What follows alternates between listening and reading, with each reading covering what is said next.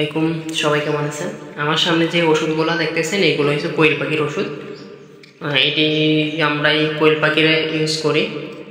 আমি বলে দিতেছি যে কোনটা কোন সময় খাওয়াবেন, বা এটা এই ওষুধগুলা কোন সময় খাওয়ালে অনেক ভালো হবে, এগুলা কোন সময়ের ওষুধ। যেমন এই ওষুধগুলো হয়েছে যে আপনার রানিং ডিমে আসার পর থেকে, মানে এইগুলা ইউজ করলে আপনার ডিমের পার্সেন্টেজ অনেক ভালো পাবেন।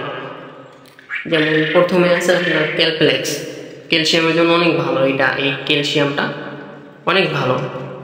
এই যে ক্যালপ্লেক্স, এটা ক্যালসিয়াম অনেক অনেক ভালো। যদি খাবার রুচি না থাকে, এই যে এটা দেখতেছেন রেনাজিং বা জিংবেট যে কোনো দিতে পারেন। আমি রেনাজিং ইউজ করি।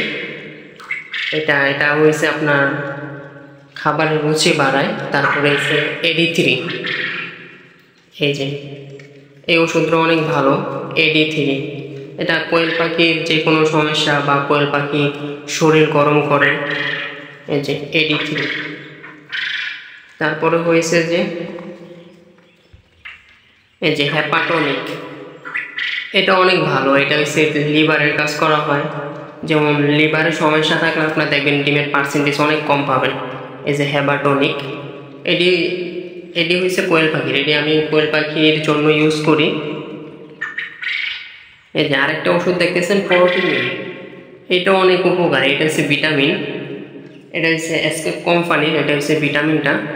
এই যে ওষুধগুলো দেখতেছেন এগুলা দিবেন হচ্ছে আপনার 1 লিটার পানিতে 1 গ্রাম। আর নিয়মটা হয়েছে যে আপনার এই যে যদি দেন প্রথম এটা হয়েছে আপনি সকালে দিবেন 1 লিটার পানিতে 1 গ্রাম। আপনি যত লিটার পানি দেন তত গ্রাম দিবেন।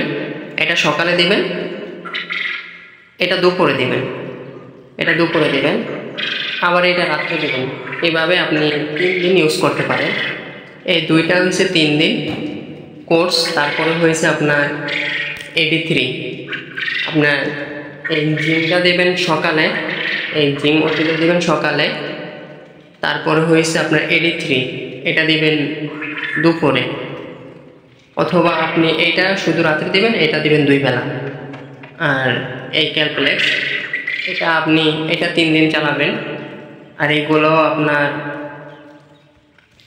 ক্যালসিয়াম জনিত সমস্যার জন্য অনেক সময় আছে সাদা ডিম পারে, অনেক সময় ডিম পারে না, তো সেজন্য এটা। আর আমি ইসেলটা ইউজ করতেছি না, আমার ইসেলটা দরকার হয় না। ইসেলটা আবার বেশি পরিমাণে দিলে আবার সমস্যা হয়, তো ইসেলটাও খাওয়াইতে পারেন, সমস্যা নেই। এই যে এইগুলো হচ্ছে কোয়েল পাখির ওষুধ। কোয়েল পাখির তাছাড়া তেমন কোনো হয় না। তারপর আপনি যদি কোনো সমস্যা নাও থাকে তাহলে এই যে মাইক্রোনিক ডক্সেভেট, এগুলো হচ্ছে ঠান্ডার জনিত কোনো সমস্যা হল আপনি এগুলো ইউজ করতে পারেন। তো সবাই আমার চ্যানেলটা সাবস্ক্রাইব করে দিবেন। সবাই আমার ভিডিও দেখেন কিন্তু চ্যানেলটা সাবস্ক্রাইব করেন না।